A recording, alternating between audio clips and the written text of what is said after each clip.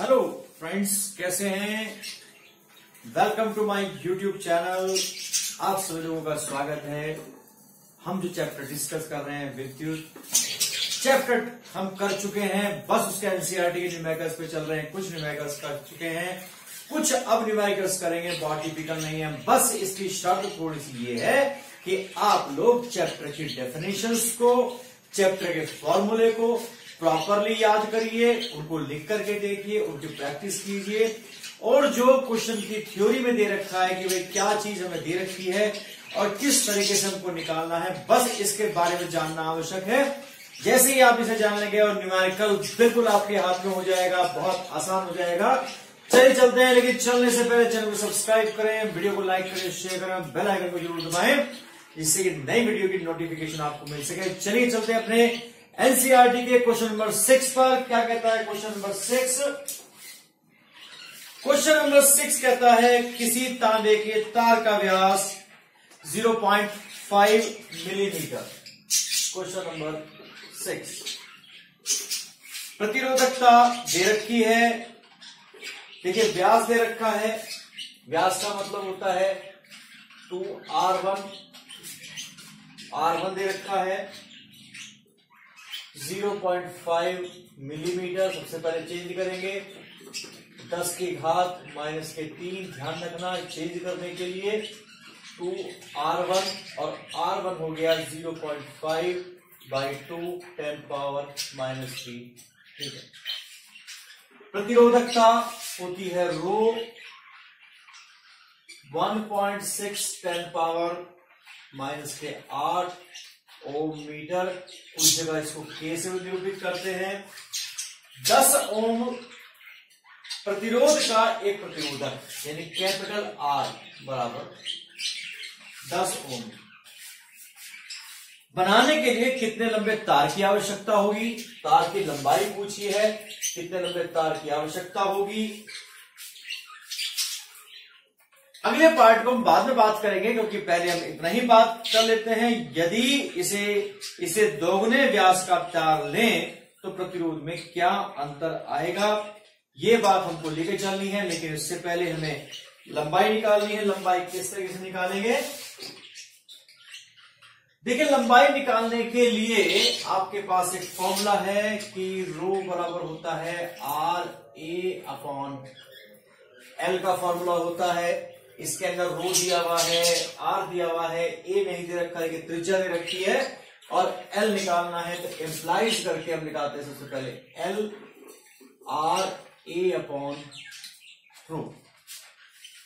जो तार होता है वो बेलन के आकार का होता है, और बेलन के जो अनुप्रस्थ काट होता है, अनुप्रस्थ काट का मतलब होता है लंबाई के, जो तार की लंबाई है उसके लंबवत एक सेक्शन काट दिया गया तो आपको सामने दिखाई देगा वृत्त के आकार का।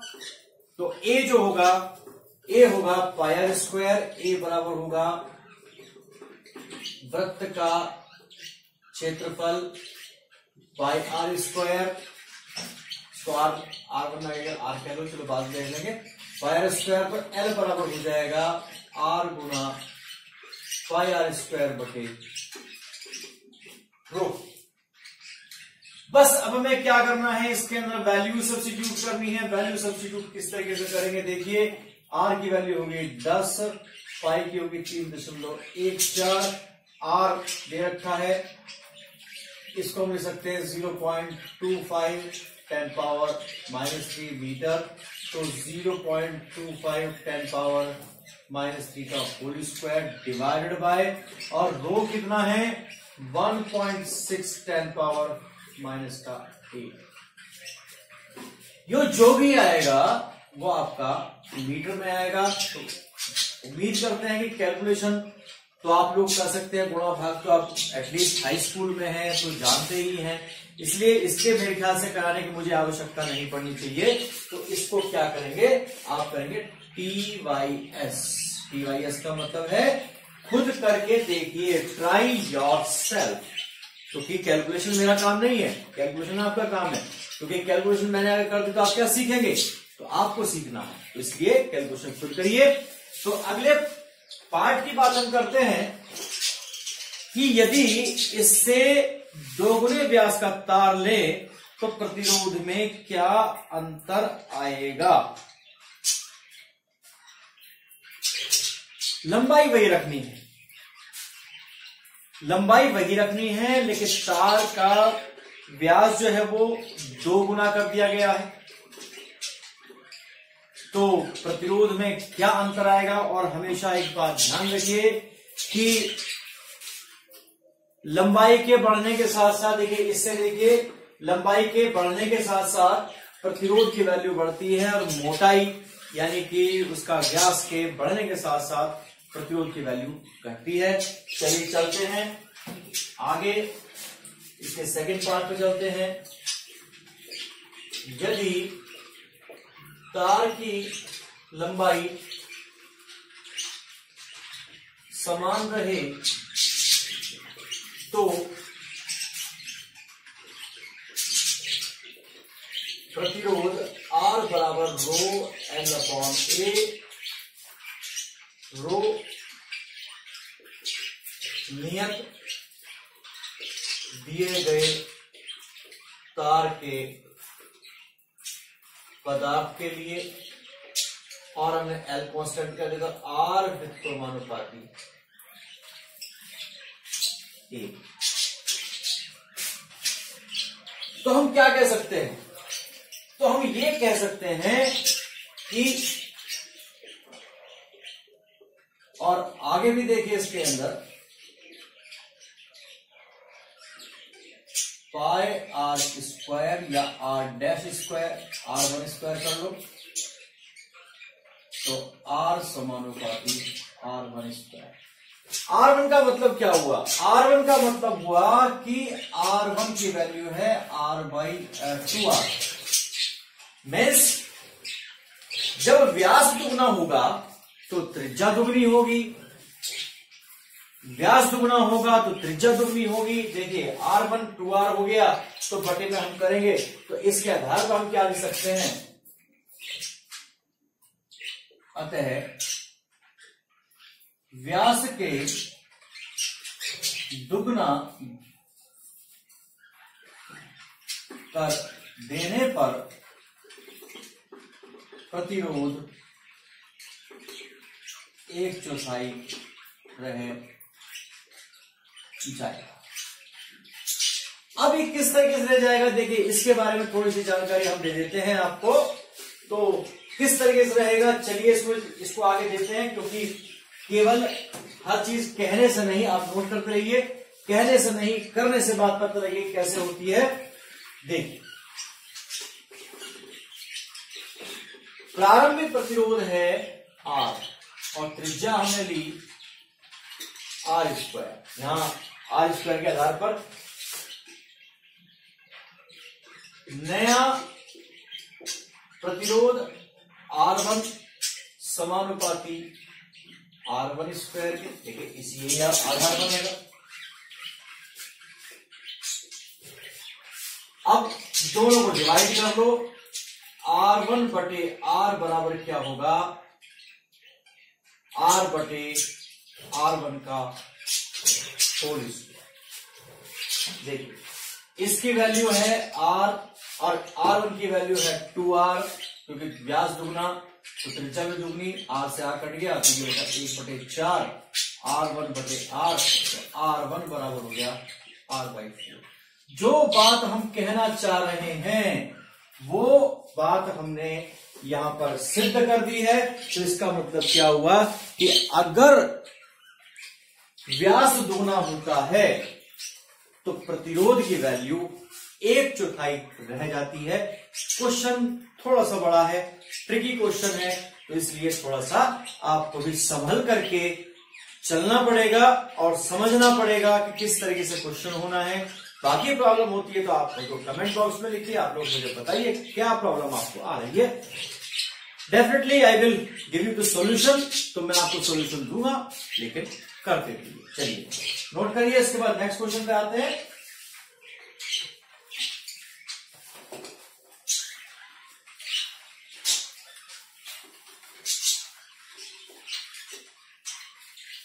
चलिए नेक्स्ट क्वेश्चन की बात हम करते हैं। क्वेश्चन नंबर 7 की हम बात करते हैं। क्वेश्चन नंबर 7 क्या कहना चाह रहा है? क्वेश्चन नंबर 7 क्या कहता है? एक टेबल दी हुई है आई, जो आपको एम्पियर में दिया हुआ है, वी दिया है वोल्ट में 0.5, 1, 2.0, 3.0, 4.0 ये वैल्यूज हैं धारा की। 1.6, 3.4, 6.7, 10.2 और 13.2। ये वोल्ट्स में, ये एम्पियर में है, ये वोल्ट में है। V तथा I के बीच ग्राफ खींचकर इसका प्रतिरोध ज्ञात कीजिए। इसका प्रतिरोध ज्ञात करना है तो किस तरीके से हमको ज्ञात करना है? ग्राफ खींचने के लिए देखिए यहां पर हमने लिया I ले लेते हैं, यहां लेते हैं V लेते हैं। सबसे पहले देखिए वैल्यूज दे रखी हैं, यहां पर I पर 0 कर दिया, 0.5 और 1.0, और ये चूंकि दुगना हो गया है 2, 3, 4। चलिए अब इसमें चलते हैं। सबसे लोवेस्ट वैल्यू क्या है? लोवेस्ट वैल्यू 1.6 है। 1.6 का मतलब 2 का अंतर ले लेते हैं। 2, 4, 6, 8, 10, 12 और ये आपका 14। ये आपका वोल्ट में है, ये आपका एम्पियर में है। तो सबसे पहले देखिए कि 0.5 पर 1.6 अंदाजा होता है। 0.5 पर 1 आधा, 1 यहां हो गया, 1.6 तो लगभग आपका यहां पर होगा पहली वैल्यू। 1.3.4, 1 पर 3.4 आधा, और यहां पे जाकर के, और ये आपकी इस तरीके से आप डॉटेड करके खींच सकते हो, बहुत ज्यादा मुश्किल नहीं होगी। इस तरीके से 2 पर 6.7, 2 पर 6.7, 6.7 यानी कि 7 यहां।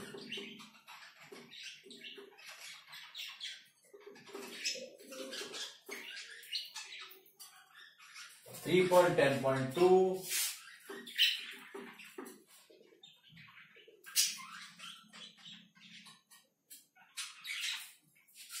और 4 पर 13.2।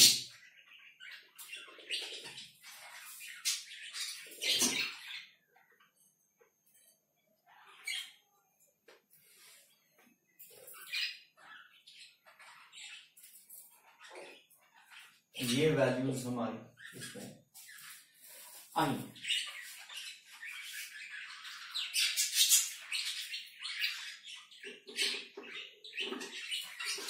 तो क्या करना है कि यहां से एक रेखा को मिलाते चलना है। दूसरी बात, आप लोग ये देख के चलेंगे कि किस किस के बीच कितना अंतर है।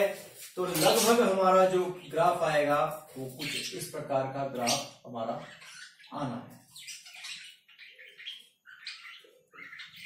तो ये ओम के नियम को बताएगा। अब हमें क्या करना है, इसके अंदर प्रतिरोध ज्ञात करना है। प्रतिरोध कैसे ज्ञात करेंगे? किन्हीं भी दो बिंदुओं के बीच में निकाल लें, या आप धारा का सबसे पहले औसत निकालिए।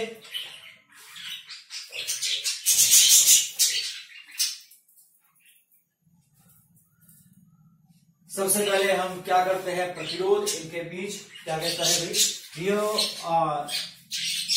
प्रतिरोधक का प्रतिरोध ज्ञात करिए। कैसे ज्ञात करेंगे? R इक्वल टू होता है V अपॉन I के बराबर होता है। तो हम क्या करते हैं, एक कॉमन सा तरीका होता है कि भाई हम किन्हीं दो के बीच में प्रतिरोध ज्ञात करने शुरू कर दें।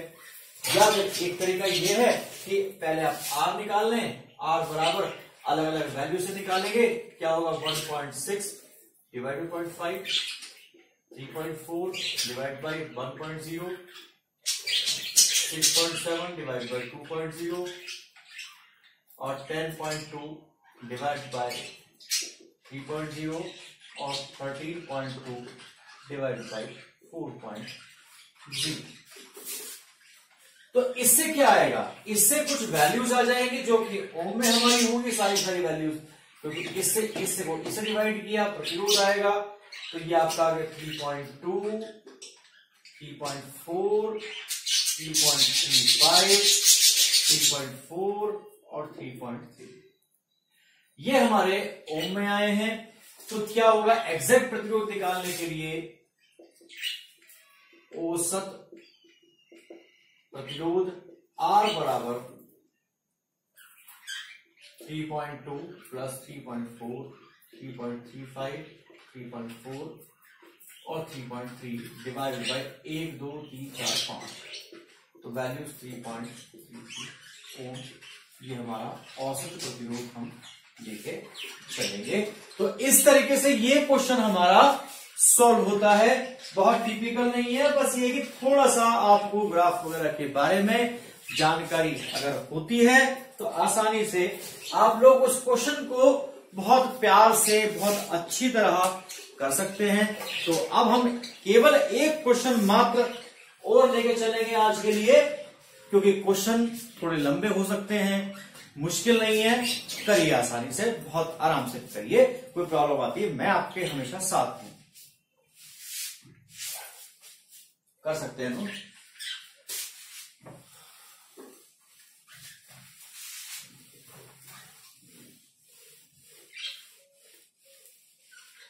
क्वेश्चन नंबर 3.8, क्वेश्चन नंबर 8 क्या कहता है, किसी अज्ञात प्रतिरोध के प्रतिरोधक के सिरों से 12 वोल्ट की बैटरी को संयोजित, 12 वोल्ट की बैटरी यानी विभवांतर दे रखा है 12 वोल्ट, बैटरी संयोजित करने पर परिपथ में 2.5 मिली एम्पियर विद्युत धारा प्रवाहित होती है।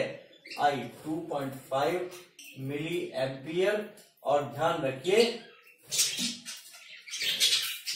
मिली एम्पियर, मिली को 10 की घात -3 से चेंज करते हैं तो एम्पियर में हमारी वैल्यू आ गई। और लास्ट में क्या कहता है कि प्रतिरोध का मान ज्ञात करो, प्रतिरोध का मान ज्ञात करो। प्रतिरोध का मान कैसे निकालेंगे, R बराबर होगा V/I 12/2.5 10 की घात -3। देखिए अब इसमें जब बात करते हैं 12 10 की घात 3 ऊपर जाएगी 1000 हो जाएगी, 2.5 इस 0 दशमलव घटा के 0 यहां लगाओ, 25 चौका 100 और एक 0, कितना हो गया, कितना हो गया 12 चौक 48 00 ओम। तो प्रतिरोध हमारा कितना आ गया 4800 ओम आ गया। अब आगे करने की इसमें आवश्यकता नहीं है, दशमलव में चेंज करने की कोई खास आवश्यकता नहीं है। तो इस तरीके से आसानी से हम इसको कर सकते हैं। और आज हम केवल इतने 3 ही क्वेश्चन रखेंगे, क्योंकि हमको इकट्ठा नहीं करना है, हमको प्रैक्टिस करनी है, हमको क्वेश्चंस को अपने हाथ में कब्जे में लेना है, जिससे कि क्या हो, क्वेश्चन पर हमारी कमांड आ जाए और हम क्वेश्चन को आसानी से सॉल्व कर सके। जब आप पे आ जाएगा तो बहुत सारे क्वेश्चन को भी आप एक साथ लगा सकते हैं। तो इस तरीके से आज हमने अपने 3 क्वेश्चन किए हैं 8 क्वेश्चन तक। तो इनको रिवाइज करिए, नेक्स्ट क्वेश्चंस को नेक्स्ट वीडियो में लेके चलेंगे। आप लोग इतने प्रैक्टिस करते रहिए, मेरे साथ बने रहिए। कोई समस्या हो उसके लिए कमेंट बॉक्स में लिखिए, वीडियो कैसी लगी कमेंट बॉक्स में लिखिए। वीडियो के स्टार्टिंग से लेकर के एंड तक देखेंगे तो प्रॉब्लम नहीं आएगी। टॉपिक को बहुत ध्यान से सुने, क्या टीचर कहना चाहता है, क्या क्वेश्चन कहना चाहता है, ये सब चीज मिला करके आपकी सफलता आपके हाथ में होगी। और आप लोग मुझे फेसबुक पर और टेलीग्राम पर फॉलो कर सकते हैं, जिसका लिंक डिस्क्रिप्शन बॉक्स में भी दिया हुआ है। नेक्स्ट टॉपिक में मिलेंगे नेक्स्ट वीडियो के साथ। हंसते रहिए, खुश रहिए, मुस्कुराते रहिए। Thank you for watching.